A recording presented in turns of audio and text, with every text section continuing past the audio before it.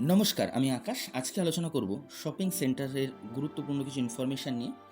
আজকের ডেটে প্রত্যেকেই আমরা কোনো না কোনো ব্যবসা করতে চাই, কিন্তু দুর্ভাগ্যের বিষয় আমরা যখন স্কুলে পড়াশোনা করি তখন কিন্তু বিজনেস নিয়ে কোনো শিক্ষাই আমাদের দেওয়া হয় না। আর বেশিরভাগ স্টুডেন্টরাই আমরা স্কুল লাইফ শেষ করে কিন্তু পড়াশুনো ছেড়ে দিই। ফলে আমাদের জ্ঞানের অভাব থেকে যায়। পরবর্তীকালে জীবিকার কারণে আমরা কেউ পানের দোকান, কেউ স্টেশনারি দোকান, কেউ মুদিখানা দোকান খুলে থাকি। এখানে কি নলেজ আমাদের প্রয়োজন, যেহেতু সেটা জানা নেই, তাই আমরা বিনা নলেজে কাজটা করতে থাকি। কাজটা করার সঙ্গে সঙ্গে আমাদের অভিজ্ঞতা আসে। কেউ সেই অভিজ্ঞতাকে কাজে লাগিয়ে নিজেকে ডেভেলপ করিয়ে বড় বিজনেসম্যান হয়ে যায়, অথবা কেউ আবার হারিয়েও যায়। তো হারিয়ে যাওয়ার সম্ভাবনাটা অনেকই কম থাকে, কারণ এটা অনেক ইজি প্রসেস। কিন্তু টিকে থাকাটা অনেক সহজ। সেখানে বেশি সংখ্যক লোক থাকে। সবচেয়ে বড় কথা, সাকসেসের যে রেশিও সেটা কিন্তু অনেক কম থাকে। হ্যাঁ, দেখা যাচ্ছে ১,০০০ বিজনেসম্যান একসঙ্গে স্টার্ট করলো তাদের জার্নি। তো সেখান থেকে দেখা গেল আম হয়তো ৫০ জন হারিয়ে গেল। খুব কম সংখ্যক। ৯৪০ জন হেভি সাকসেস, মানে সাকসেস হলো। তারা মানে আরকি ডাল ভাত, রুটি তরকারির জন্য যা ইনকাম সেটা। বাট তারা হেভি সাকসেস হতে পারল না। ১০ জন দেখা গেল হেভি সাকসেস হয়ে গেল, হেভি সাকসেস। তাহলে দেখুন, হেভি সাকসেসের পার্সেন্টেজটা অনেক কম, ফেলিয়ারের পার্সেন্টেজটা একটু কম, তার থেকে একটু বেশি। আর অ্যাভারেজের পার্সেন্টেজটা অনেক বেশি। তো যদি আপনাকে আমাকে অ্যাভারেজের থেকে উপরে উঠতে হয়, তাহলে কিন্তু আমাদের অনেক জায়গায় ধ্যান দিতে হবে, এবং এটা খুব সহজ প্রসেস। আজকের আলোচনার পরে এটা বোঝা যাবে যে এটা কত সহজ। দেখুন, প্রথমে একটা টার্গেট আপনাকে বুঝে নিতে হবে। যখন আপনি মোটামুটি পার ডে ১০,০০০ টাকার মধ্যে কেনাবেচা করছেন, তখন কিন্তু আপনি একজন সাধারণ দোকানদার। আপনি দিন রাত আপনাকে পরিশ্রম করতে হবে। সকালে এসে দোকান খুলতে হবে, দুপুরে বন্ধ করতে হবে, বা নাও করতে হতে পারে। আর সেই রাত্রে গিয়ে দেখা যাচ্ছে বাড়ি যাওয়া। এই জীবনটা খুবই কষ্টকর।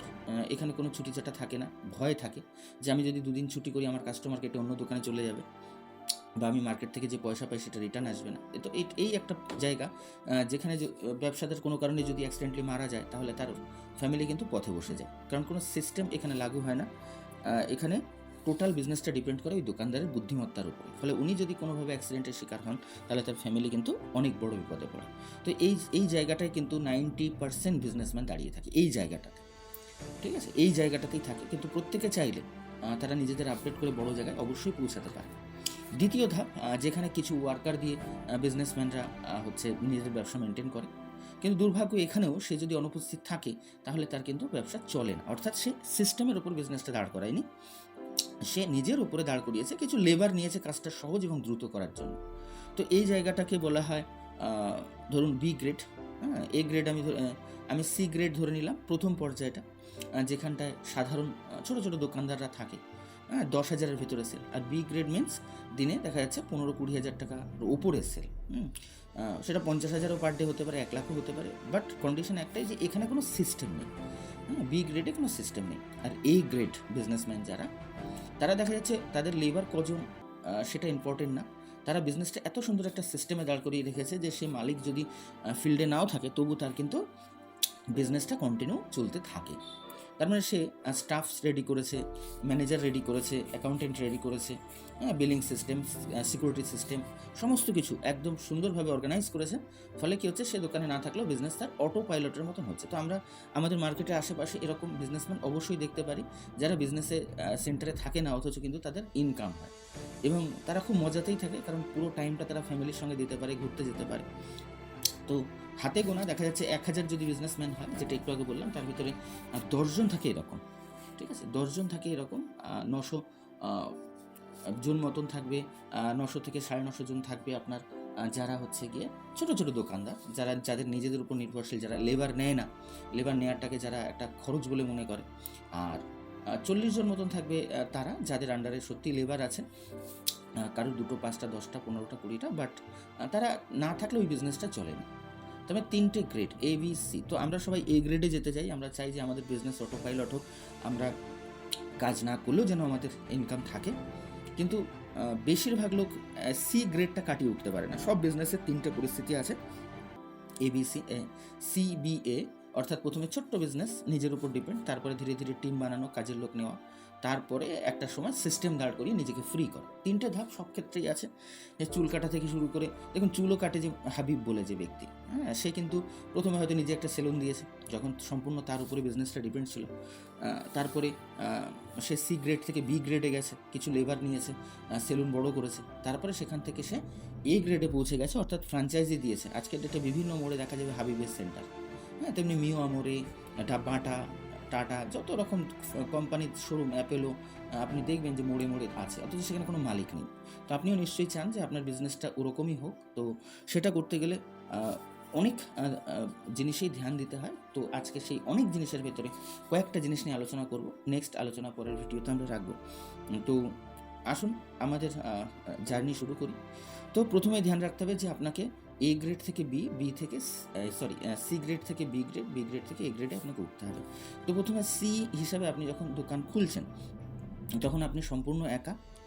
দোকান খোলার সময় ধ্যান রাখতে হবে যে খোলার টাইম এবং বন্ধের টাইম যেন অ্যাকুরেট থাকে, ঠিক আছে? এরকম না যে সকাল কোনো দিন 7টায় খুলছেন, কোনো দিন 6:30টায়, কোনো দিন 5টায়, এরকম না। আপনার যে কাস্টমার বেস আছে তারা যেন জানতে পারে যে এই টাইমটাতেই আপনি খোলেন। সে আপনি 2 ঘন্টার জন্য, 3 ঘন্টার জন্য, সেটা আলাদা ব্যাপার। আপনাকে আপনার ম্যানেজমেন্ট করতে হবে, আপনাকে যত বেশি আগে বাড়তে হবে তত বেশি টাইম দিতে হবে, ঠিক আছে? তো এটা আপনার সিলেকশন। তো আপনি খুললেন টাইমটা। এইবার আপনার যে প্রোডাক্ট থাকবে সেই প্রোডাক্টের যেন ভ্যারাইটি অনেক রকম থাকে, যেন কাস্টমার আপনার দোকানে আসে। অনেক সময় অনেক ব্যবসায়ীদের কী করে, দেখা যাচ্ছে একটা দুটো আইটেম এত বেশি কিনে ফেলে যে তার টাকাটা সেখানে ব্লক হয়ে যায়। না, যখন আপনি স্টার্ট করছেন তখন কিন্তু আপনার প্রফিটের থেকে লোকের ট্রাস্ট বা বিশ্বাস অর্জন করাটা বেশি গুরুত্বপূর্ণ, যে হ্যাঁ ওই দোকানে গেলে আমি জিনিসটা পাবো। তাহলে মানুষ একটা জিনিসের জন্য যখন আসবে তখন আরেকটা জিনিস অটোমেটিক কিনবে। তাই আপনাকে প্রথমে ভ্যারাইটির উপরে ধ্যান দিতে হবে। ছোট্ট ছোট্ট, বেশি বেশি মাল কেনার দরকার নেই, অল্প অল্প মাল কিনুন।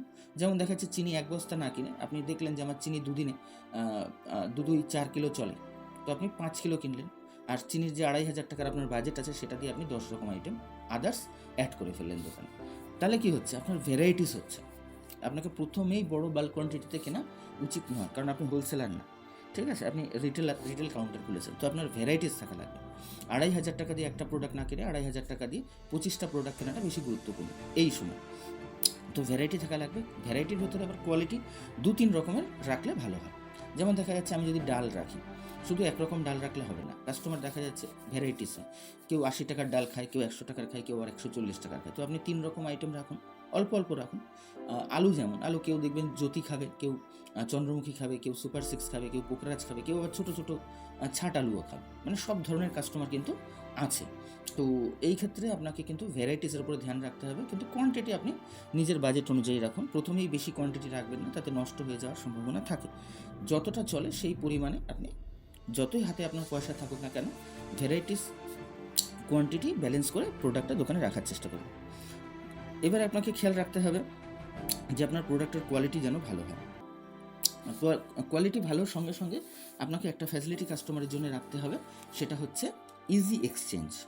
যে কেউ প্রোডাক্ট নিয়ে গেল, সে ইউজ করে যদি স্যাটিসফাইড না হয়, তাকে পাল্টে দেওয়া অথবা পয়সা ফেরত দেওয়ার পলিসি রাখুন। দেখুন, এটা আপনার জন্য খুব ভালো একটা রেপুটেশন বিল্ডিংয়ের রাস্তা তৈরি করবে, ঠিক আছে? একটা কাস্টমার যখন একটা জিনিস নিয়ে যায়, খেয়াল রাখবেন সে হয়তো প্রচণ্ড রৌদ্রে বা ঝড় বৃষ্টির মধ্যে ভ্যান চালিয়ে 500টা টাকা ইনকাম করেছে, সেখান থেকে 200 টাকা দিয়ে আপনার কাছ থেকে একটা কেনাকাটা করেছে। সেই জিনিসটা বাড়ি যখন নিয়ে গেল, তার খারাপ হলো, তখন না সে অনেক নেগেটিভ হয়ে যায়। বা কোনো ব্যক্তি টাকা দিয়ে তার বাচ্চাকে পাঠালো আপনার দোকানে, আপনি কিছু প্রোডাক্ট দিলেন, বাড়ি নিয়ে গেল, গিয়ে দেখলো যে প্রোডাক্টটা ভালো না, তখন কিন্তু বাড়ির লোক আপনার দোকান সম্বন্ধে নেগেটিভ হয়ে যাবে, প্রোডাক্ট সম্বন্ধে না। বলবে কোন দোকানে গেছে, ওই দোকানে, আচ্ছা ওই দোকানে আর যাওয়া লাগবে না, মাল ভালো না।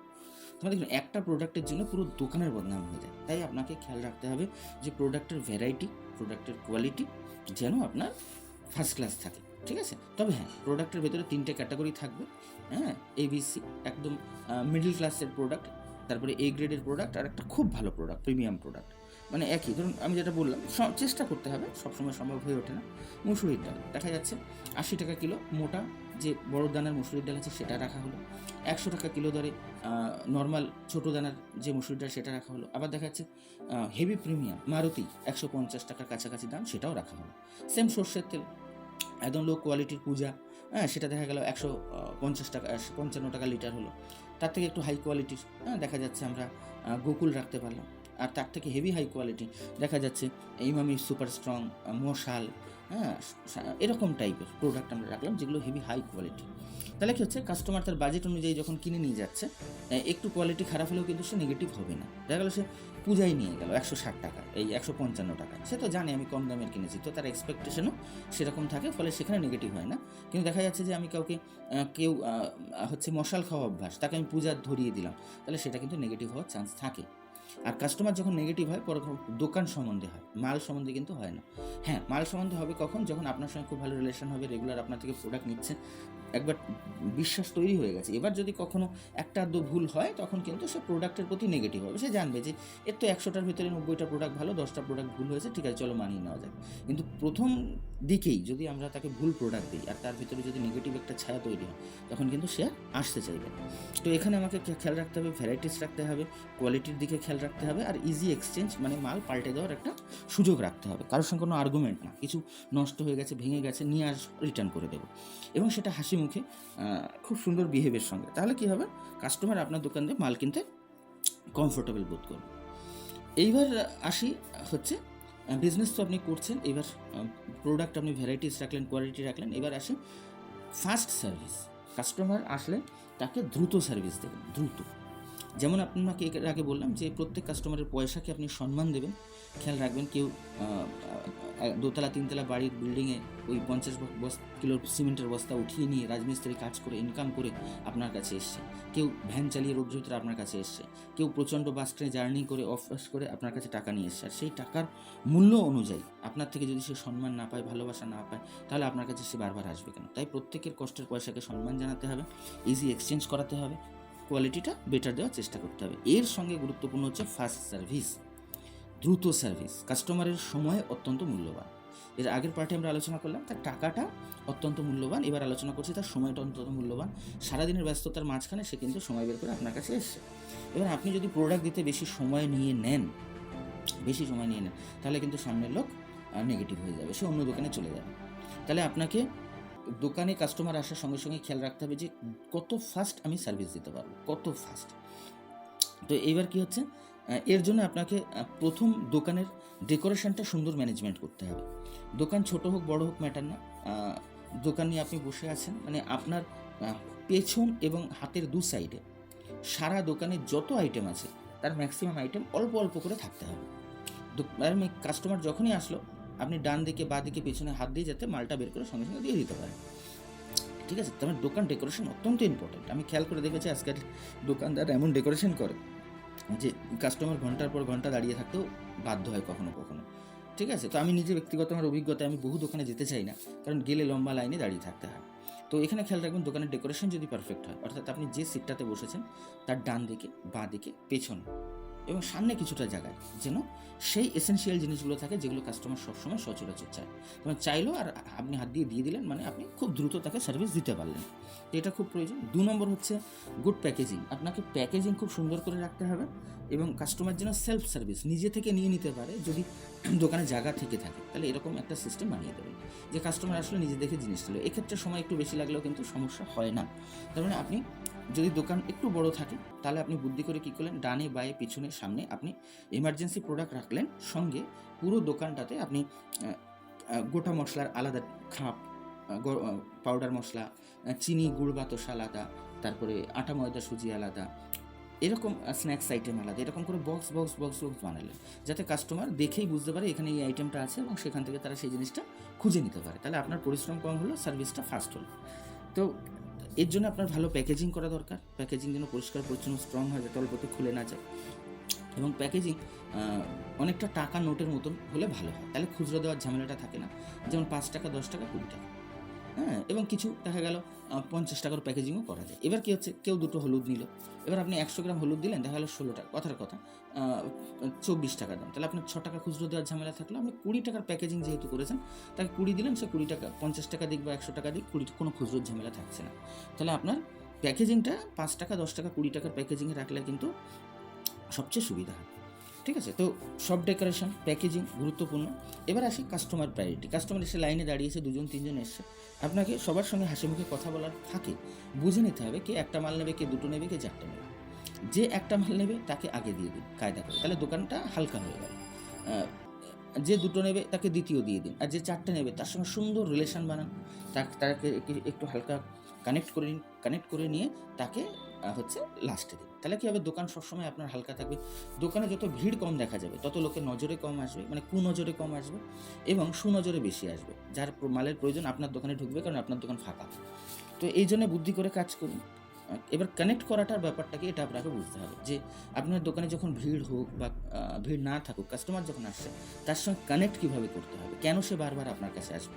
খেয়াল করে দেখবেন, মানুষের একটা ধর্ম আছে। আমি নিজের অভিজ্ঞতা দিয়ে দেখেছি। বাজারে গেলাম, কোনো একটা দোকানে আমি গেলাম, সেই দোকানদার আমার সঙ্গে খুব ভালো সম্পর্ক করলো, ব্যবহার করলো, আমি কিন্তু তার কাছে বারবার যাই। অনেক সময় আশেপাশে মাল ভালো থাকে, দাম বেশি থাকে, তবু আমরা সেই দোকানে যাই, কারণ আমরা সেই দোকানকে কমফোর্টেবল হয়ে গেছি এবং আমাদের আশা থাকে যে ভবিষ্যতে কোনো দিন যদি টুকটাক ধারবাকির প্রয়োজন হয় সে আমাদেরকে সাপোর্ট দেবে। তো যদিও আমাদের কাউন্টারে হচ্ছে ধারবাকি দেওয়ার ব্যাপারটা আমরা রাখবো না, তবুও গুড কানেকশানটা আমাদের এই জন্য প্রয়োজন যাতে আমাদের কাস্টমার একবার আসলে বারবার আসে। তো কানেকশান করার জন্য কী কী প্রসেস আমাকে অ্যাপ্লাই করতে হবে? ফার্স্ট, কাস্টমারের সঙ্গে হালকা হেসে কথা বলতে হবে। আসলে ডাইরেক্টলি তার কিছু বাস্তবসম্মত প্রশংসা করতে হবে। বাস্তবসম্মত মানে দেখা গেল তার শাড়িটার কালার ভালো, তার চুলটা ভালো, তার কথাবার্তা ভালো, হ্যাঁ, তার বাড়ির মেয়েটা ভালো, বা ছেলেটা ভালো, বাচ্চাটা ভালো, হ্যাঁ, তার বাড়ির যে মা বাবা তাদের সংস্কার ভালো, কোন জিনিসটা ভালো এটা আমাদেরকে প্রথমে আইডেন্টিফাই করতে হবে যে এই জিনিসটার প্রশংসা করলে উনি খুশি হবে, উনি নেগেটিভ হবে না। ঠিক আছে, তাহলে আমাকে সেই জিনিসটা তার সঙ্গে আলোচনা করতে হবে। যেমন দেখা গেল সেদিনকে একজন কাকু এসছে আমাদের কাছে ডাল নিতে, তো আমি জানি কাকিমা খুবই পরিশ্রমী, ঠিক আছে, অনেক ঘরের খেয়াল রাখে। তো আমি হালকা বললাম যে হ্যাঁ, আপনাদের ঘরে কাকিমা তো প্রচণ্ড পরিশ্রম করে, ঘরের পুরো খেয়াল রাখে। সত্যি আজকের ডেটে এরকম মানুষ পাওয়া খুব মুশকিল, মানুষের সঙ্গে কত ভালো ব্যবহার। তো এইটুকুনি কথা না তাকে প্রাউড ফিল করায় যে হ্যাঁ, তার সম্বন্ধে বা তার ওয়াইফের সম্বন্ধে আমরা ভালো কিছু বললাম। ঠিক আছে, তো তার ছেলে, হ্যাঁ আপনার ছেলে খুবই ভালো, কোনো নেশাদ্রব্য নেই, আজকে ছেলে মেয়েদের মতন এরকম না। হ্যাঁ, তো কোন জিনিসটা সত্যিই প্রশংসার যোগ্য সেটা আমাকে আগে আইডেন্টিফাই করতে হবে। ভুল প্রশংসা করলে হবে না। দেখা গেলো তার চুলটা, মাথায় চুল নেই, অথচ আমি বলছি আপনার চুল শাহরুখ খানের মতন, তাহলে সে কিন্তু নেগেটিভ হবে। তার বউ দেখা যাচ্ছে ঝগড়াটা, আর আপনি বলছেন না আপনার বাড়ির লোক খুবই ভালো, এরকম না, যেটা বাস্তবসম্মত। এরকম কিছু প্রশংসা হালকা পলকা মাঝে মধ্যে করতে হবে। আর কানেক্ট করার মানে হচ্ছে হালকা হেসে কথা বলা, ঠিক আছে, দাদা কেমন আছেন, ভালো আছে, একটু সময় লাগবে দাদা, একটু দিয়ে দিচ্ছি, এই টাইপের কথা। আর হচ্ছে প্রশংসা রোজ করা যাবে না। প্রশংসা দেখা যাচ্ছে মাসে একবার দুবার যথেষ্ট। আর হালকা হাসি মুখে কথা, হালকা টাচ, এটা আমাদের প্রত্যেকবারই থাকবে যাতে কানেকশানটা ভালো করে তৈরি হয়। ঠিক আছে, এবার দেখা যাচ্ছে তার মালটা একটু বেশি, দাঁড়ান দাদা আপনার মালটা একটু জাস্ট এনাদের দুটো মাল দিয়ে দিচ্ছি, কারণ আপনার তো অনেকগুলো আইটেম আছে, আপনাকে দেখেও দেবো এবং দামটা আমি ধরে দেবো। আপনি তো, আপনার সঙ্গে আমার তো সম্পর্ক আগে থেকে খুব ভালো, তো আমাকে একটু সময় দিন প্লিজ, এরকম টাইপের কিছু কথা বলে তাকে হ্যান্ডেল করতে হবে। একটা মাল যে নিতে এসে তাকে আগে ছাড়তে হবে, দুটো মাল যে নিতে এসে তাকে 2 নম্বরে ছাড়তে হবে, 3টে মাল যে নিতে এসে বা 5টা মাল তাকে লাস্টে ছাড়তে হবে, কিন্তু উইথ গুড কানেকশান। খেয়াল রাখবেন যে অনেক সময় দেখা যায় যে কারো 3টে মাল, অথচ সেই 3টে মাল দেখা যাচ্ছে আপনার খুব ইজিতে দেওয়া যাবে, 2 মিনিটে দেওয়া হয়ে যাবে। আবার কারোর একটা মাল আছে দেখা যাচ্ছে সেটা দিতে আমার 5 মিনিট লাগবে। তো আমি প্রয়োজন অনুসারে, মানে সময়ের দরকার অনুযায়ী আমি কিন্তু কাস্টমারকে আগে পিছিয়ে ছাড়বো, তাহলে দোকানটা আমার সবসময় ফাঁকা থাকবে, কাস্টমার কিন্তু আমার প্রতি খুশি থাকবে। তাহলে এটা হয়ে গেল। এইবার আপনাকে খেয়াল রাখতে হবে যে আপনার দোকানের যে মাল ডেকোরেশন করেছেন আগে কী হিসাবে কাস্টমারকে যাতে মাল সার্ভিস ফার্স্ট দেওয়া যায়। এবারে ডেকোরেশন একটা ভালো পার্ট থাকে দোকানের, যেমন ডিসপ্লে একটা বোর্ড থাকবে, ডিসপ্লে বোর্ড বা সেলফ, সেখানে সেই সমস্ত আইটেম থাকবে যে সমস্ত আইটেমে আপনার হেভি প্রফিট থাকে। দোকানে 4 ধরনের প্রোডাক্ট রাখতে হয়। একটা এ গ্রেড, যেটা আপনার কাস্টমারকে অ্যাট্রাক করবে। খেয়াল রাখবেন মুদিখানার দোকানে 5-7টা জিনিসই কাস্টমার নোট করে, যেমন আপনার চাল, ডাল, আটা, চিনি, আলু, পেঁয়াজ, তেল, এই কটা, ডিম, মোটামুটি 8 থেকে 10টা জিনিস। এই জিনিসগুলোকে আপনাকে কিন্তু প্রফিট করলে হবে না, জিরো লস জিরো প্রফিট, মানে এমন ধরনের বিক্রি করবেন যাতে লাভও হবে না লসও হবে না। ধরে নেবেন যে এই 10টা জিনিস আমি ফ্রি সার্ভিস দিচ্ছি, খেয়াল রাখবেন, আপনি 1 কিলো আলু বেচে হয়তো 1 টাকা লাভ করলেন না, কিন্তু এই কাস্টমারটা সঙ্গে 100 আদা নিল, সেখানে আপনার 7 টাকা লাভ হয়ে গেল, 5 টাকা লাভ হয়ে গেল। 200 গ্রাম লঙ্কা নিল, সেখানে আপনার 5 টাকা লাভ হয়ে গেল। তো আলুটা হচ্ছে কাস্টমার টানার জন্য, আদা, রসুন, পেঁয়াজ, লঙ্কা এগুলো হচ্ছে কাস্টমারের থেকে প্রফিট টানার জন্য। ডিম নিতে আসলো, সঙ্গে সেটা চাউমিন নিয়ে গেল, তো চাউমিনে আমার 5 টাকা থেকে গেল, ডিমে হয়তো আমার কিছুই তেমন থাকলো না। চিনি নিতে আসলো, চিনিতে আমার প্রফিট থাকলো না, এবার 4 প্যাকেটটা নিল, সেখানে আমার 5 টাকা থেকে গেল। তো একটা জিনিস হচ্ছে কাস্টমার টানার জন্য, আর একটা জিনিস দিয়ে প্রফিট করার জন্য। তো সবসময় যে প্রফিটেবল জিনিস সে কিনবে তা নয়, কিন্তু আমাকে এ গ্রেড অর্থাৎ কাস্টমার টানার যে প্রোডাক্ট সেটা সবসময় অ্যাভেলেবেল রাখতে হবে এবং দাম কম্পিটিটিভ রাখতে হবে সবসময় সেখানে। যেমন দেখা যাচ্ছে আলুর বস্তা আপনি কিনলেন 480 টাকা, তো আপনি সেটা 10 টাকায় বেচলে আপনার না লাভ হবে না লস হবে, হয়তো আরও 10-20 টাকা লস হলেও হতে পারে, কিন্তু এক বস্তা আলু বিক্রি করলে ওর সূত্রে যে কাস্টমার আপনার কাছে আসবে, অন্তত 50 জন 40 জন কাস্টমার আপনার কাছে আসবে, তারা অ্যাভারেজ কিন্তু অন্য প্রোডাক্ট কিনে আপনাকে আরও 5 টাকা করে হলেও 200 টাকা প্রফিট দিয়ে যাবে। তাহলে আমার আলুর বস্তায় প্রফিট করার দরকার নেই, কারণ আমাকে 200 টাকা প্রফিট করতে হবে। আলুর বস্তা যদি আমি 12 টাকায় বিক্রি করি, তাহলে দেখা যাচ্ছে আমার হয়তো 2 টাকা করে 100 টাকা লাভ হবে আলুর বস্তা থেকে, কিন্তু যখন আমি আলুর বস্তার প্রফিটটা ছাড়লাম, তখন আমার কিন্তু 200 টাকা প্রফিট অন্য দিক দিয়ে হয়ে গেল। তাহলে আমি কখনোই হচ্ছে আলু, পেঁয়াজ, তেল, সর্ষের তেলটা যখন লুজ আপনি বিক্রি করবেন, তখন অবশ্যই খেয়াল রাখবেন যে সেটা যেন ভালো কোয়ালিটির হয়। শুধু দামের দিকে ধ্যান রাখলে হবে না, আটাটা ভালো কোয়ালিটির হয়। ঠিক আছে, কিছু কিছু জিনিস আছে যার কোয়ালিটি খুব ভালো হওয়া লাগবে, যেটা কাস্টমারকে রিপিট করাবে, যেমন আটা, লুজ সর্ষের তেল, ছাতু, তারপরে আপনার দেখা যাচ্ছে ডিমটা হতে পারে একটু ভালো সাইজের। ঠিক আছে, এবার ডিম ভালো সাইজ আপনি দেবেন কী করে? আপনি 1 পেটি ডিম কিনলেন, তার ভিতরে দেখা যাচ্ছে ফাটা বেরোলো, ফাটাগুলো কাস্টমারকে কম দামে বিক্রি করা যেতে পারে, ছোটোগুলো আইসিডিএস বা রেস্টুরেন্টে ইউজ করানো যেতে পারে। এবার বড়ো যেগুলো বেঁচে থাকলো সেগুলো আমরা কাস্টমারকে, নিজেদের কাস্টমারকে আমরা প্রোভাইড করলাম। তাহলে আমাদের মজার ব্যাপারটা কী হচ্ছে, যে আমাদের কাস্টমাররা সবসময় স্যাটিসফাইড থাকছে, তারা ভালো জিনিসটা পাচ্ছে। ঠিক আছে, তো আমাদের সবসময় খেয়াল রাখতে হবে জিরো প্রফিটের এ গ্রেড বা কাস্টমার অ্যাট্রাক্ট করার প্রোডাক্টগুলো অ্যাভেলেবেল রাখতে হবে। এবার বি গ্রেড, বি গ্রেড হচ্ছে যেগুলো মেনটেনেন্স করে আমাদের, মানে মোটামুটি প্রফিট থাকে। যেমন দেখা যাচ্ছে গিয়ে সানসিল্ক শ্যাম্পু, মানে ছোটোখাটো শ্যাম্পু, পান মশলা, হ্যান ত্যান যেগুলো ঝোলান, চিপস টিপস থাকে, হ্যাঁ টুকটাক আইটেম, এইগুলো হচ্ছে কাস্টমারকে হালকা প্রফিট করা, এতে ইনভেস্টমেন্ট কম, প্রফিটও ভালো থাকে মোটামুটি। এরপরে আসে হচ্ছে ডি গ্রেড, যেগুলো হেভি প্রফিটেবল। 3 ক্যাটাগরির প্রোডাক্ট আপনার দোকানে থাকবে, একটা হচ্ছে কাস্টমার টানার জন্য, একটা হচ্ছে মেনটেন্যান্সের জন্য। মেনটেন্যান্সের যেমন সার্ফ শ্যাম্পু, সাবান সোডা, হ্যান ত্যান যেগুলো থাকে সেগুলো। আর কাস্টমার টানার প্রোডাক্ট কিন্তু খুব কম, গোটা 10। ঠিক আছে, আর হাই প্রফিটেবল কিছু প্রোডাক্ট দোকানে সবসময় রাখার চেষ্টা করবেন, যাতে হচ্ছে গিয়ে আপনার দোকানে প্রফিটটা তাড়াতাড়ি আসে। যেমন হাই প্রফিটে কী আছে, যেমন আদা, আদা দেখা যাচ্ছে 10 টাকার কিনলাম, 10 টাকা 100 গ্রাম কেনা হলো, 1 কিলো হিসাবে কেনা হলো, সেটা 15 টাকা বিক্রি, মানে 50% প্রফিট। ঠিক আছে, রসুন, ঠিক আছে, কাঁচা লঙ্কা, এগুলো হচ্ছে হাই প্রফিটেবল প্রোডাক্ট। আবার অন্যদিকে দেখা যাচ্ছে যেমন মশলা, গোটা মশলাটা হাই প্রফিটেবল, এগুলো কেউ ধ্যান দেয় না। ঠিক আছে, দেখা যাচ্ছে 5 টাকার আপনি দারচিনি দিলেন, প্যাকেজিং করে 10 টাকা দাম রেখে দিলেন। তো কোন কোন জিনিসে প্রফিট রাখা যাবে, দেখা যাচ্ছে লুজ চা, হ্যাঁ এটা আপনাকে ভালো প্রফিট দেবে।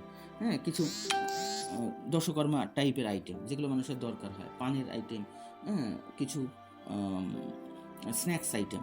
যেমন আমি এক্সাম্পল বলি, বিভিন্ন রকম খাবার যেগুলো মুখরোচক খাবার, সেগুলো 500-1 কিলোর প্যাকেট কিনলেন, কিনে সেগুলো 10 টাকার প্যাকেজ করলেন। যেমন এক্সাম্পল বলি, ধরুন মুড়ি, হ্যাঁ মুড়িটা মানুষের রেগুলার দরকার, এবার এটাকে আমি হাই প্রফিটেবল বানাবো কী করে? আমি যদি 100 গ্রাম বিক্রি করতে যাই, তাহলে আমার দেখা যাচ্ছে ওই 6 টাকায় বিক্রি করতে হবে। ঠিক আছে, তো আমি সেখানে দেখা যাচ্ছে 150 গ্রামের একটা প্যাকেজ করলাম, 10 টাকায় রেট রেখে দিলাম, তাহলে দেখা যাচ্ছে আমার কেনা পড়লো কত, দেখা যাচ্ছে কেনা পড়লো ওই হয়তো 7 টাকা, 10 টাকা বিক্রি, তাহলে আমার 30% প্রফিট, হ্যাঁ হাই প্রফিট। তো আমাকে খেয়াল রাখতে হবে যে কোন প্রোডাক্টে হাই প্রফিট রাখা সম্ভব অথচ কাস্টমার টের পাবে না, সেই প্রোডাক্টের সংখ্যা আমাকে বাড়াতে হবে নিজের ইনকাম বাড়ানোর জন্য। দেখা যাচ্ছে আমি পান বিক্রি করছি, সেটা ভালো প্রফিট আছে, হ্যাঁ একটু চবন বিক্রি, আবার জর্দায় কিন্তু অত প্রফিট নেই। তো আপনাকে 3 ক্যাটাগরির প্রোডাক্ট রাখতে হবে, আলু, পেঁয়াজ, লঙ্কা, ডাল, ডিম, এগুলোর রেট একদম কম রেখে, জিরো প্রফিট রেখে আপনাকে বাকি মানে কাস্টমার টানতে হবে। আর প্যারালালি যে কাস্টমার যখন দোকানে এসে গেল, তখন সে দেখলো যে আপনার দোকানে সার্ফ, সাবান, শ্যাম্পু, অন্যান্য তার যা দরকার সেগুলো সেখানে অ্যাভেলেবেল আছে, যেহেতু আপনি ভ্যারাইটিসে ধ্যান দিয়েছেন আগে, তাই কি হচ্ছে কাস্টমার টিকে গেল, প্রথমে আসলো তারপরে টিকলো। এইবার তার থেকে প্রফিট বের করার জন্য আমি তাকে প্রপোজ করলাম, দাদা একটু চানাচুর নিন, দাদা একটু চিড়ে ভাজা নিন, দাদা আপনি একটু আদা রসুন লাগবে না, একটু কাঁচা লঙ্কা লাগবে না, মানে প্রত্যেকবার আমার একটা টাস্ক থাকবে, দাদা সবজি, হ্যাঁ দেখা যাচ্ছে সবজির আইটেমে হেভি প্রফিট, হ্যাঁ 1 কিলো পটল 10 টাকায় কিনে 15 টাকা 20 টাকাতেও বিক্রি করা যায়, একটা লাউ 10 টাকায় কিনে 20 টাকা, মানে 50-50 প্রফিট সবজিতে, ফলেও হেভি প্রফিট। তো আপনার দোকানে এমন কিছু আইটেম থাকা লাগবে যেগুলো হেভি প্রফিট আপনাকে প্রোভাইড করবে, তবে কাঁচা আইটেমগুলো লিমিটেড কিনতে হবে, দরকার কোনো সবজিওয়ালার সঙ্গে পার্টনারশিপও করতে পারেন যে ভাই তুই যখন কিনবি আমরা দুজন মিলে কিনবো, কিছুটা আমাকে দিয়ে কিছুটা তুই নি, তাহলে কী হবে আমার ওয়েস্ট হবে না, অথচ আমার দোকানে জিনিস অ্যাভেলেবেল থাকবে আর হাই প্রফিটেবল জিনিস। তো কাস্টমার যখন আসবে আপনার দোকানে 3 ক্যাটাগরির প্রোডাক্ট থাকা লাগবে, একটা হচ্ছে কাস্টমার টানার জন্য, একটা কাস্টমারকে দাঁড় করিয়ে অর্থাৎ হোল্ড করানোর জন্য যাতে সে বারবার অন্যান্য জিনিস কিনতে আমার দোকানে আসে, আর 3 নম্বর প্রোডাক্ট যেটা কোম্পানিকে হেভি প্রফিট দেবে বা আপনার বিজনেসে হেভি প্রফিট দেবে, তাহলে কী হবে আপনার বিজনেস কিন্তু খুব ভালোভাবে চলবে। তো এছাড়া আপনাকে মানে ভ্যারাইটিস বাড়ানোর দিকে ধ্যান দিতে হবে, আপনার দোকানের পজিশন কোথায়, লোকেশন এটা খুবই গুরুত্বপূর্ণ, আপনি কেমন জায়গায় দোকানটা দিয়েছেন, অনেক সময় আমরা পয়সা বাঁচানোর চক্করে এমন জায়গায় দোকান দিই যেখানে পাবলিকের দূর দূর পর্যন্ত তেমন রিলেশন নেই, পয়সা একটু বেশি খরচ হোক কিন্তু পজিশন ভালো জায়গা দেখে করলে কী হয় আপনার সেলটা অটো পাইলট হয়ে যায়, কাস্টমার আপনি পেতে থাকেন, আপনি যে দোকানে ভাড়াটা দিচ্ছেন দেখা যাচ্ছে কোথাও 1000 টাকা ভাড়ার একটা দোকান পেলেন, ভালো মোড় ভালো পজিশন, আবার কোথাও দেখা গেল 200 টাকার একটা ভাড়া পেলেন, আপনি দেখলেন যে আমি 200 টাকার ভাড়াটাতেই যাবো কারণ এখানে আমার ভাড়াটা কম, ভাড়া কমের চক্করে আপনি হাই প্রফিটটা হাতছাড়া করলেন। তো দোকান সবসময় পজিশন দেখে হওয়া লাগবে, একটু বড় হওয়া লাগবে যাতে আপনি ভ্যারাইটিস রাখতে পারেন। এবার আমি যেমন ব্যক্তিগত আমাদের যে কাউন্টার আমি কি করেছি আমি এটা এক্সাম্পল দিই, প্রথমত আমি মুদিখানা আমার মেন আইটেম, তার সঙ্গে আমি অ্যাড করেছি ভেজিটেবল, ঠিক আছে সবজিটা, কারণ সবজিতে কম ইনভেস্টমেন্ট, 500 টাকা ইনভেস্ট করলে ডেলি কিন্তু 50 টাকা থেকে 100 টাকা প্রফিট করা যায়, 500 টাকা ডেলি 100 টাকা প্রফিট, মানে ধরতে পারছেন 20% প্রফিট, তো হাই প্রফিটেবল জিনিস সেটা আমার লাগবেই। এর সঙ্গে দেখা যাচ্ছে চায়ের দোকান, চা বিস্কুট পান বিড়ি সিগারেট, এটা লো ইনভেস্টমেন্ট, হয় 1000 টাকা ইনভেস্ট করলে ওখান থেকেও ডেলি 100 টাকা আসে। এর সঙ্গে বিকালের দিকে একটু চপ, একটু পেঁয়াজি বেগুনি, হ্যাঁ এগুলো, তো ওখান থেকেও 100 টাকা মতন আসে, লো ইনভেস্টমেন্ট। এছাড়া দেখা যাচ্ছে একটু পেন খাতা বইয়ের এখানেও ভালো প্রফিট, এছাড়া একটা ফ্রিজ নিয়ে কোল্ড ড্রিঙ্কস আইটেম রাখা এখানেও ভালো প্রফিট, ঠিক আছে। তার মানে দেখতে হবে যে আমি আমার দোকানে একটা দিয়ে শুরু করলাম, তারপরে ধীরে ধীরে ফল ভেজিটেবল, হ্যাঁ রেস্টুরেন্ট কাম হোটেল, ঠিক আছে কোল্ড ড্রিঙ্কস আইটেম, হ্যাঁ ডেয়ারি আইটেম আইসক্রিম আইটেম এগুলো, হ্যাঁ তারপরে পানের টোটাল সেকশনটা, এরকমভাবে ধীরে ধীরে কম বাজেটে ভ্যারাইটি বাড়াতে থাকতে হবে। এবার দেখা গেলো আমার প্রফিট আসছে, ফলের থেকে ডেলি 100 টাকা আসলো, সবজির থেকে 100 টাকা আসলো, চা পান বিড়ি থেকে 100 টাকা আসলো, চপ সিঙ্গাড়া থেকে 100 টাকা আসলো, ঠিক আছে, তারপরে কোল্ড ড্রিঙ্কস আইসক্রিম এইসব আইটেম থেকে আর 100, তো 500 টাকা তোমার এখানেই চলে আসলো। এবার মুদিখানা থেকে আমার দেখা গেলো আর 200 টাকা, 700 টাকা আসলো, ঠিক আছে।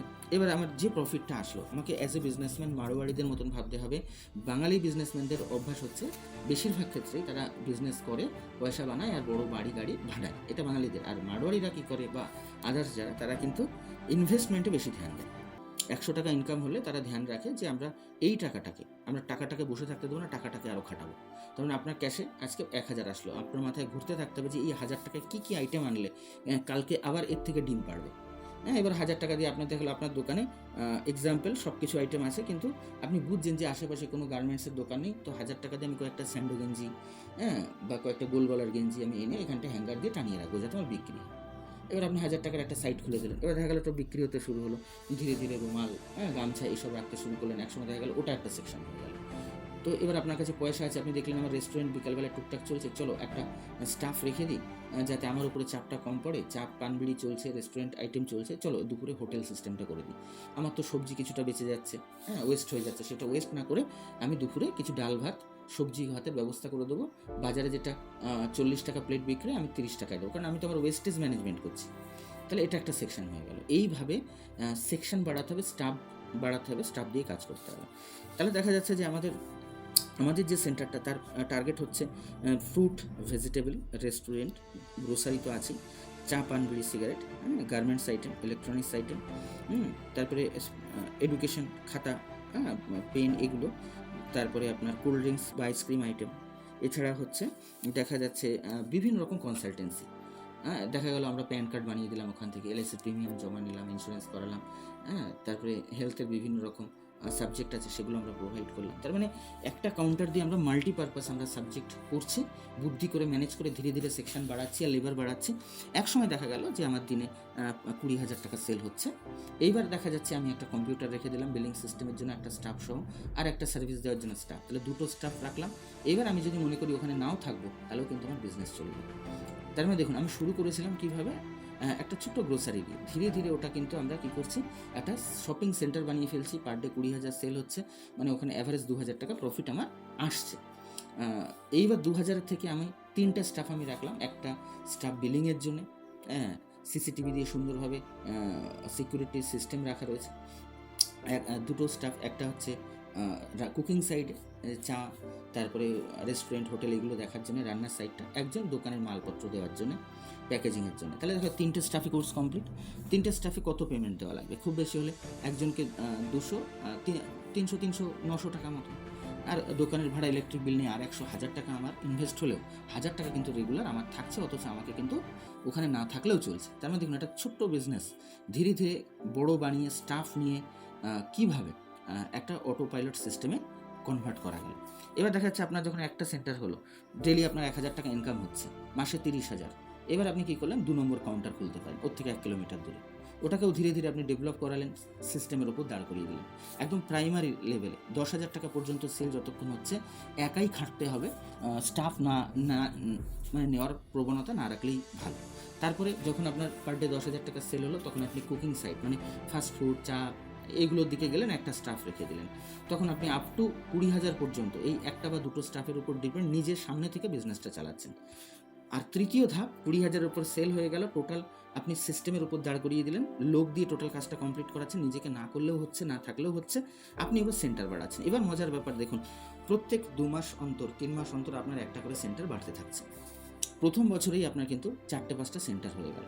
তারপরে এমন একটা সিচুয়েশান আসবে যখন ডেইলি কোথাও না কোথাও আপনার সেন্টার ওপেন হবে এবং আপনি সেখানে না গেলেও ওপেন হবে, অটো পাইলটের মতন চলতে থাকবে। তাহলে প্রথম 1 বছর আপনাকে অনেক কষ্ট সহ্য করতে হবে, একা কষ্ট করতে হবে, টিমকে ম্যানেজ করতে হবে, ভালো ওয়ার্কার তৈরি করতে হবে, ওয়ার্কারকে ট্রেনিং করাতে হবে, সেও যেন কাস্টমারের সঙ্গে ভালোভাবে কথা বলে, রেট জানে, ক্যালকুলেট করে প্রাইস নিতে পারে, কাস্টমারকে কাকে আগে দিতে হবে, কাকে পরে দিতে হবে, এগুলো যেন সে ভালো বোঝে, হ্যাঁ, কোন মালটা ফুরিয়ে যাচ্ছে তার লিস্ট তৈরি করে কেনাকাটার দিকে যেন ধ্যান রাখতে পারে। মানে আপনার অল্টারনেট আপনি প্রথম দিক থেকেই বানানোর চেষ্টা করবেন। আপনি যুদ্ধ করতে যাচ্ছেন, আপনার অস্ত্রে যত ধার দেবেন তত যুদ্ধে জেতার সম্ভাবনা বেশি। ঠিক তেমনি আপনার স্টাফ যত ট্রেন্ড হবে তত আপনার কাজ ইজি হবে, ফাস্ট হবে। তো এখানে আপনাকে খেয়াল রাখতে হবে। আর দোকান চলাকালীন অনেকগুলো জিনিসই আপনাকে ছোট ছোট ধ্যান দিতে হবে। যেমন কাস্টমারের সামনে আপনি মালটা সবসময় ওজন করে দেবেন, যতই আপনার প্যাকেটিং হয়ে থাকুক না কেন আপনি দেওয়ার সময় ওজন করে দেবেন, যাতে তার মনে হয় যে হ্যাঁ ইনি সঠিক ওজন আমাকে দিচ্ছে। বিলিং সিস্টেমটা আপনাকে ধ্যান রাখতে হবে, 2-3টে মাল নিলেই ছোট্ট বিল করে হাতে দিয়ে দেবেন, যাতে সে বাড়ি গিয়ে চেক করতে পারে। আর বিলে কার্বন পেপার রাখবেন, যাতে আপনি কোনো ভুল করছেন কিনা সেটা পরে যেন চেক করতে পারেন। বাকি একটা খাতা বানাবেন, চেষ্টা করবেন বাকি এড়িয়ে চলা। সবসময় কাস্টমারকে বলবেন এটা আমার দোকান না, পার্টনারশিপের দোকান অথবা লোনে নেওয়া দোকান, এর থেকে লোনের টাকা দিতে হয়, তাই আমি এখান থেকে এখন বাকি দিতে পারবো না, তবে আগামীতে আমি চেষ্টা করব। সম্পর্ক ভালো রেখে যে দাদা আপনার মতন লোককে বাকি দিতে পারলে আমি খুশি হতাম, ঠিক আছে, কারণ আমি জানি আপনার পয়সা কখনো মার যাবে না, কিন্তু আমার পরিস্থিতি এরকম, অল্প মালের ব্যবসা তো, তাই আমি খুব একটা পেরে উঠি না, তো আপনি প্লিজ কিছু মনে করবেন না, আমি অবশ্যই আগামীতে চেষ্টা করব। এইভাবে তাকে সুন্দর সম্পর্ক রেখে এড়িয়ে যান। এবার তার ভেতরেও টুকটাক কেউ কেউ একটা দুটো আইটেম নিতে আসবে, সেটা দিতে হবে, সেটা আপনি একটা খাতা রাখবেন, লিখে নেবেন, পরে সেটা কেটে দেবেন, ঠিক আছে। রেগুলার যেই আপনার মাল ফুরিয়ে যাচ্ছে, আপনি দেখলেন যে কোনো মাল কমে গেছে দোকানে মাল দিতে গিয়ে, আর এটা 2টো আছে, এটা 3টে আছে, সঙ্গে সঙ্গে একটা লিস্ট রেডি রাখবেন, সেটা উঠিয়ে নেবেন যে আমার এই আইটেম রাখবে। এটা আমি একটা ওষুধের দোকান থেকে দেখে শিখেছিলাম, যে তার মাল যখনই ফুরিয়ে যায় তখন সে কিন্তু লিখে নেয়। আবার অনেক বিজনেসম্যান আছে, খেয়াল করে দেখেছি, দোকান বন্ধের আগে ঘুরিয়ে ঘুরিয়ে দেখে লিস্ট বানায়। এটা পুরনো ওল্ড প্রসেস। নতুন প্রসেস হচ্ছে মাল দেওয়ার সময় তুমি নোট করে নাও যে কোন মালটা শর্ট হতে যাচ্ছে সেটা, আর 3টে আছে বিল বানিয়ে নাও। মাল ফুরিয়ে যাওয়ার আগে মাল দোকানে অ্যাভেলেবেল রাখতে হবে, যাতে কাস্টমার এসে রিটার্ন না যায়, কারণ কাস্টমারের বিশ্বাসই হচ্ছে আজকের ডেটে মূল ধন, ঠিক আছে। তো এবার আপনাকে বিজনেস বাড়ানোর জন্য প্রচার করতে হবে, হ্যাঁ, আপনি মাইকিং করান, প্রচারে কিছু অ্যাট্রাকটিভ সাবজেক্ট থাকবে। যেমন আমরা যখন প্রচার করি আমরা বলি যে দেখুন আমাদের পাবলিক ক্যান্টিনে আপনি আলু পাবেন 10 টাকা কিলো, পেঁয়াজ পাবেন 20 টাকা কিলো, হ্যাঁ, ডাল পাবেন 80 টাকা, তেল পাবেন 160 টাকা লিটার। তো লোক ভাবে যে সত্যি ওখানে তো দাম কম বলছে, চলো একবার দেখে আসে। এবার লোক দেখতে আসো, যখন দেখতে আসো তখন তার সঙ্গে যদি আপনি খুব ভালো ব্যবহার করেন, কানেকশান করে নিতে পারেন, তাহলে কিন্তু সে আপনার পার্মানেন্ট কাস্টমার হয়ে গেল। দেখুন, আপনার ব্যবহারই আপনার বিজনেসের সাকসেসের সিক্রেট। আপনি যদি ভালো ব্যবহার না করেন, আপনি যতই প্রচার করুন না কেন, কাস্টমার আসবে, একবার নেবে, দুবার নেবে, আর আসবে না। আমি নিজে ব্যক্তিগত অনেক দোকান থেকেই মাল কিনি না শুধুমাত্র তাদের মিসবিহেভের জন্য। হ্যাঁ, তারা দাম কম দেয়, তবুও আমি যাই না। আবার এমন দোকানও আছে যারা দাম বেশি নেয়, তবুও আমরা সেখানে যাই, কারণ তারা ব্যবহারটা ভালো করে। অনেক সময় প্রোডাক্টের কোয়ালিটি খারাপ হয়, তবুও আমরা তাদের কাছে যাই, তাদেরকে অবজেকশন জানাই, বাট নেই তাদের কাছ থেকে।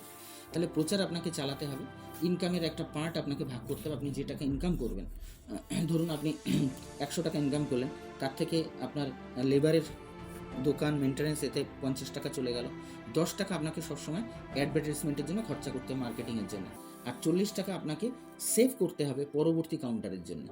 ঠিক আছে, মানে আপনি যখন 20,000 টাকা পার ডে সেল পৌঁছে গেলেন, তার মানে প্রথম দিকে আপনার টার্গেট হবে 10,000 টাকা সেলে আমাকে উঠতে হবে, উঠে সেই পজিশনটা আপনাকে অন্তত 2 মাস ধরে রাখতে হবে। তারপরে ধীরে ধীরে আবার 20,000 পর্যন্ত পৌঁছাতে হবে। 20,000 পর্যন্ত হয়তো আর 6 মাস লাগবে। তার মানে 1 বছরের ভেতরে আপনার দোকানটা সাধারণ মুদিখানা থেকে একটা সিস্টেমযুক্ত শপিং সেন্টারে কনভার্ট হয়ে গেল 1 বছরের মধ্যে। এবারে দ্বিতীয় বছর আপনার কাউন্টার বাড়বে। দ্বিতীয় বছর আপনার টার্গেট থাকবে কি, যে আমাকে 5টা কাউন্টার বানাতে হবে। তাহলে দ্বিতীয় বছর আপনি 5টা কাউন্টার বানালেন। তৃতীয় বছরে আমার আর বলা লাগবে না, তখন আপনি নিজের থেকেই ম্যানেজ করে প্রত্যেক দিন 1-2 কাউন্টার বানাতে থাকবেন। যে 3 বছরের মাথায় আপনার কাছে অন্তত 50টা কাউন্টার আছে।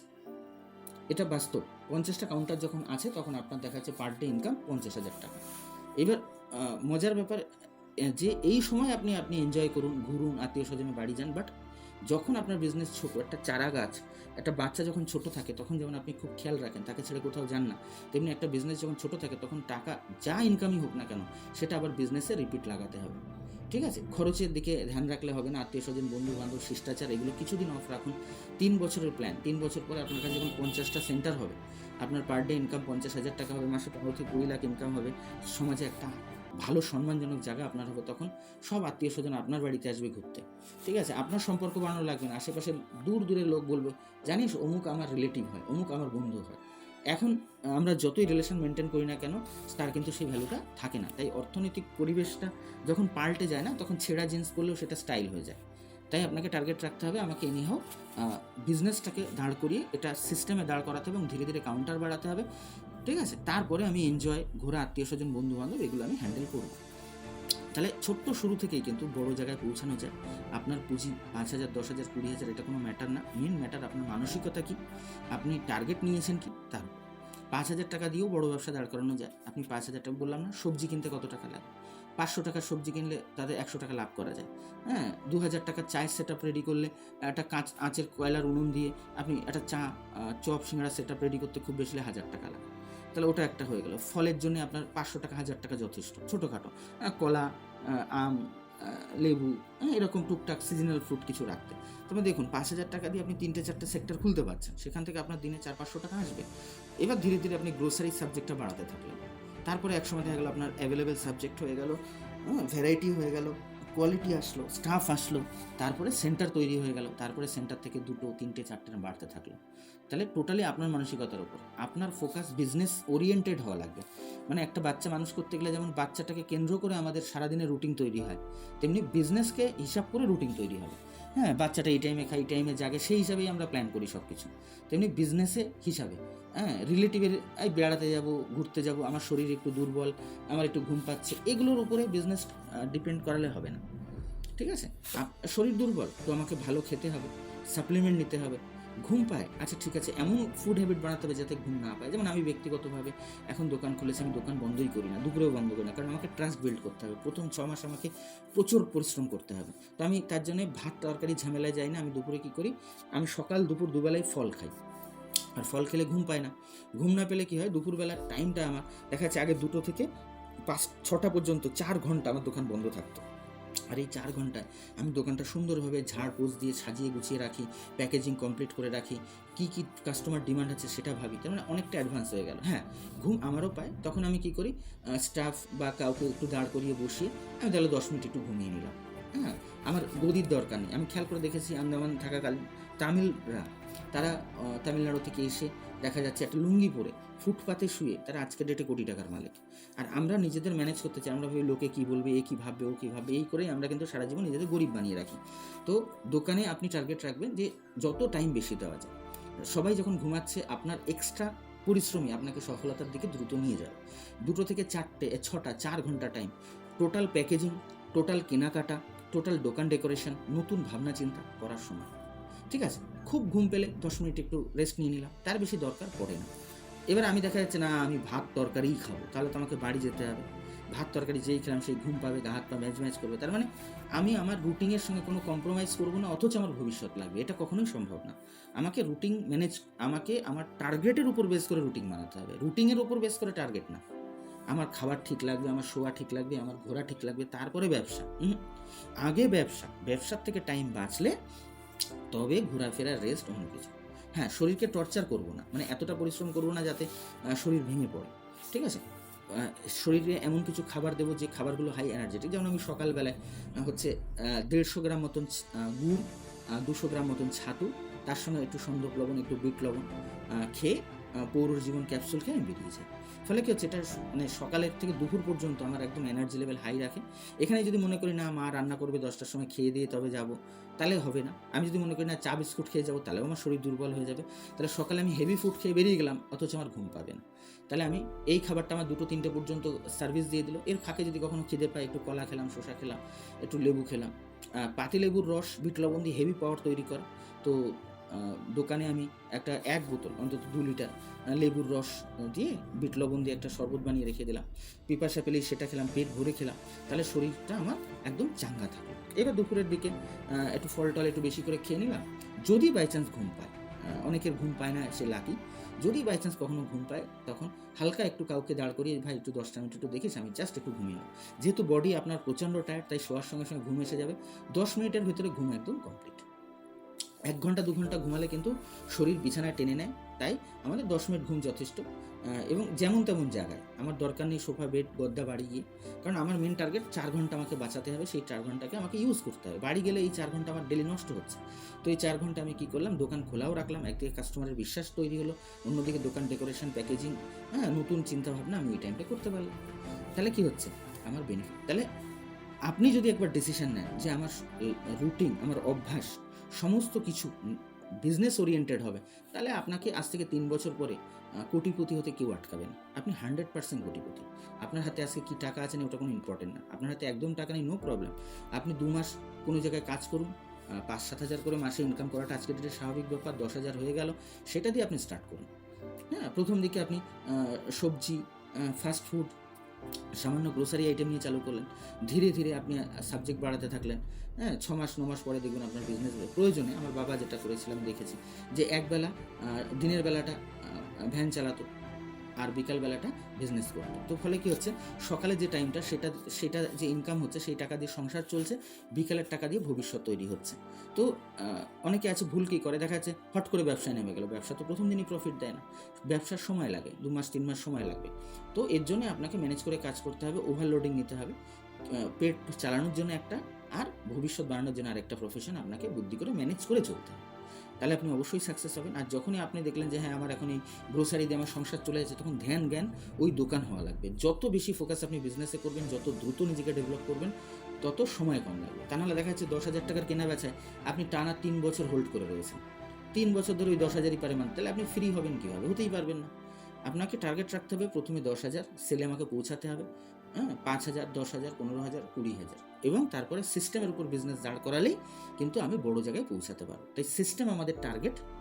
শুরুটা কিন্তু নিজে গায়ে খেটেই করতে হবে। যত কম লেবার দিয়ে কাজ বের করা যায়, তা নাহলে দেখা যাচ্ছে আমরা লেবার উপর বেশি ডিপেন্ড হয়ে গেলে লেবার মাথায় উঠে যাবে, ইনকামের বেশিরভাগ টাকাটা লেবারের কাছে চলে যাবে। তাই লেবার রাখবো, যতটা না রাখলে নয়, ততটা লেবার রাখবো, রেখে আমরা কিন্তু কাজ বের করে নেব। ঠিক আছে, তাহলে আশা করি আজকের আলোচনা আপনার আগামী বিজনেস লাইফ বা সাকসেস লাইফ অনেক কাজে লাগবে। রিকোয়েস্ট করবো ভিডিওটা বারবার রিপিট করে শোনার জন্য, পয়েন্টগুলো খাতা কলমে নোট করে রাখতে, যে কোথায় আমাদের ভুল হচ্ছে, কোথায় আমাদের ধ্যান দেওয়া দরকার। তো সেগুলো জানতে পারবেন, আর কি করা উচিত না কিছুটা বোঝা যাবে। আর আমাদের এই ভিডিওটা নিজের পরিচিত বন্ধু-বান্ধব যারা বিজনেস করতে চায়, আগে বাড়তে, তাদেরকে অবশ্যই শেয়ার করে দিতে পারেন, যাতে তারাও লাইফে ডেভেলপ হয়। কারণ মার্কেটে প্রচুর পসিবিলিটি। আজকে রিটেল কাউন্টারের উপরে রিলায়েন্স বলুন, বিড়লা বলুন, এদের নজর, হ্যাঁ, জিও মার্ট, মোর, হ্যাঁ, প্রচুর ফ্র্যাঞ্চাইজি কোম্পানি মোড়ে গজিয়ে উঠছে। তো আপনি যদি একটু বুদ্ধি খাটান, তাহলে আপনি সেম টাইপের কাউন্টার কিন্তু বানাতে পারেন, খুব অল্প পয়সা দিয়ে স্টার্ট করে অল্প সময়ের মধ্যে। এবং মজার ব্যাপার, রিলায়েন্সের থেকে বেটার পরিষেবা আপনি দিতে পারবেন, ফলে বেটার কাস্টমার আপনার কাছে হবে। ঠিক আছে, তাই বুদ্ধি করে কাজ করুন। আর আমাদের চ্যানেলটা সাবস্ক্রাইব করে রাখুন, পরবর্তী ভিডিও আসলে যাতে আপনি ভিডিওটা দেখতে পারেন। ঠিক আছে, আর ফুড হ্যাবিট চেঞ্জ করুন, আর এডুকেশন নেওয়ার চেষ্টা করুন। রেগুলার ভিডিও দেখুন কমিউনিকেশন স্কিলের উপরে, কাস্টমারের সঙ্গে কীভাবে কথা বলতে হয়, প্রোডাক্ট কীভাবে সেল করতে হয়, ঠিক আছে, লোকের সঙ্গে রিলেশন কীভাবে বানাতে হয়, এই ভিডিও প্রচুর ইউটিউবে আছে, এগুলো স্টাডি করুন। করলে আপনার ভিতরে মানসিকতার পরিবর্তন হবে। টাইম ম্যানেজ কীভাবে করতে হয়, মানি ম্যানেজ কীভাবে করতে হয়, ইনভেস্ট কীভাবে করতে হয়, সমস্ত ভিডিও ইউটিউবে অ্যাভেলেবেল। হ্যাঁ, এনার্জেটিক শরীর কীভাবে পাওয়া যাবে, কী খাবার খাওয়া উচিত আমাদের, হ্যাঁ, মানে 1 ঘন্টা শেখার জন্য রাখুন। যত আপনি কথায় আছে যে যুদ্ধের প্র্যাকটিসের ময়দানে যত বেশি ঘাম ঝরাবেন, যুদ্ধের ময়দানে রক্ত ঝরাতে হবে না। আপনি ফাঁকা টাইমটা কীভাবে ইউজ করছেন, আপনি এডুকেশন নিচ্ছেন, আপনি মাল প্যাকিং করে রাখছেন, দোকানের ডেকোরেশন আপডেট করছেন, ফলে কী হচ্ছে, কাস্টমার আসলে সার্ভিস ভালো হচ্ছে, কানেকশন ভালো হচ্ছে, বিজনেস ডেভেলপ হতে বাধ্য। আপনার দোকানে লক্ষ্মী গণেশের মূর্তি আছে কি নেই ওটা ইম্পর্টেন্ট না, বিজনেস রিলেটেড নলেজ আপনার মাথায় আছে কিনা এটা ইম্পর্টেন্ট। মানুষ ভগবানের পুজো করে, ভগবানের ছবি গাড়ির সামনে রাখায়, তারপরে ভুল প্রসেসে গাড়ি চালায় অথবা দোকান চালায়, অ্যাক্সিডেন্ট হলে বলে আমার কপালে নেই। না, আপনি দোকানে একটা কাস্টমার আসলো সকালে, আপনি একজন কী করছে, ঝাড় দিচ্ছে, জল দিচ্ছে, পুজো দেবে, তারপরে দেবে, আর একজন কী করলো, কাস্টমারকে ফটাফট দিয়ে ছেড়ে দিল, তারপরে বাকিগুলো করলো। তো অবভিয়াসলি এখানে ধর্মের জায়গায়, ব্যবসার জায়গায় রাখুন। কখনো ভগবান ভরসা ব্যবসা করবেন না। ভগবান ঈশ্বর আমাদের বুদ্ধি দিয়েছে, বিদ্যা দিয়েছে, এত সুন্দর পৃথিবী দিয়েছে, সুযোগ দিয়েছে, সেটাকে আমরা কাজে লাগাবো। কোনো ব্যক্তি এরকম ব্যক্তিকে পছন্দ করে না যে সবসময় তাকে ডাকতে থাকে। এখন আমি যদি বারবার নিজের মাকে বলি, মা খাবার দাও, আমার এখন 50 বছর বয়স হয়ে গেছে, তবু ওই মায়ের থেকে খাবার, তাহলে কিন্তু মাও বিরক্ত হয়ে যায়। তো তেমনি ভগবানকে বেশি ডাকার প্রয়োজন নেই।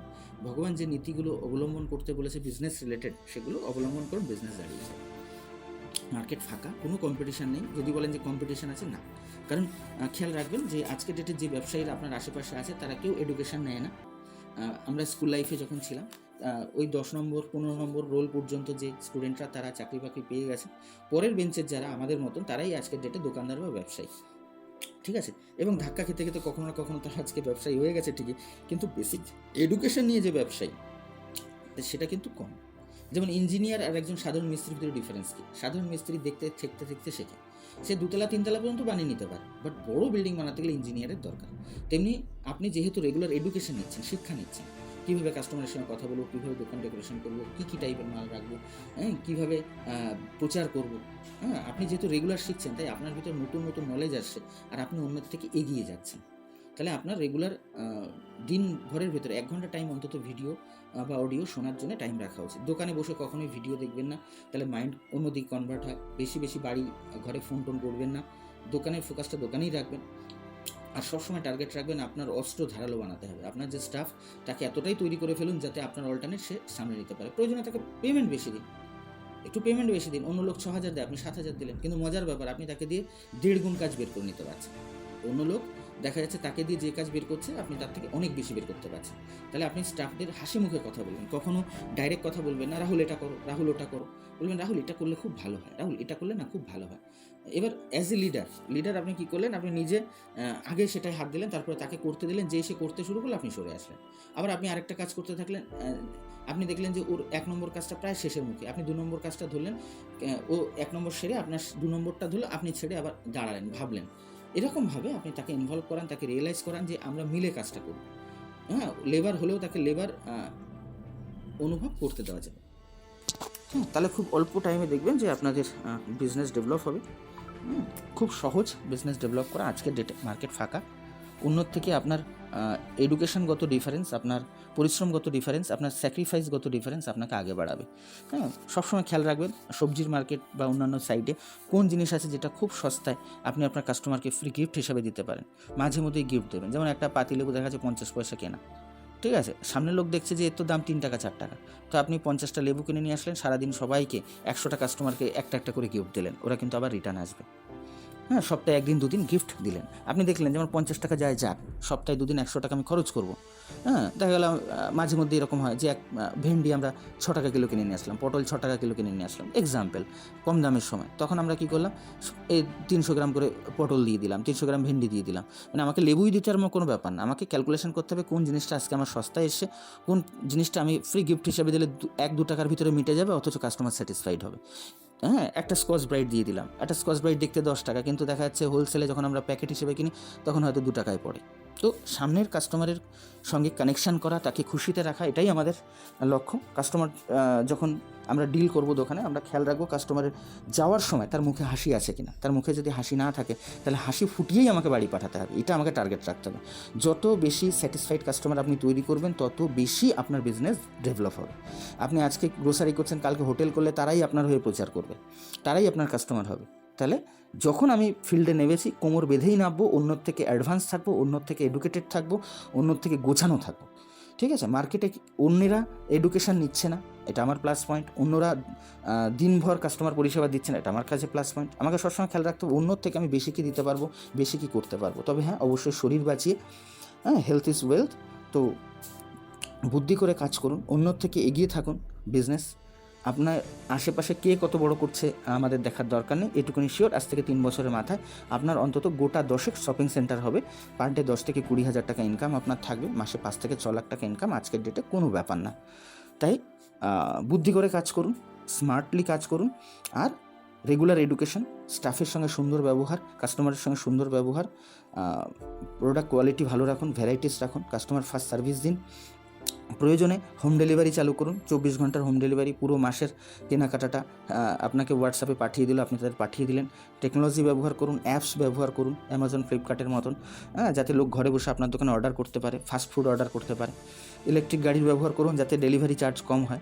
লেবারকে বুদ্ধি করে ব্যবহার করুন যাতে কম লেবার চার্জে বেশি আউটপুট বেরোয়। তো টাকাকে কখনো জমাবেন না, হাতে যেই টাকা আসলো সেই টাকা তুরন্ত রিইনভেস্টমেন্ট করে দেবেন নতুন নতুন সাবজেক্টে, যাতে টাকা আবার ডিম পাড়তে পারে, সেই ডিম আবার ডিম পাড়তে পারে। টাকাকে সঠিকভাবে ব্যবহার করুন, এনার্জিকে ব্যবহার করুন, নিজের নলেজকে ব্যবহার করুন। সাকসেস আপনি 100% হবেন, কারণ মার্কেট এখন সম্পূর্ণ ফাঁকা, আগেও ছিল, এখনও আছে, আগামীতেও থাকবে।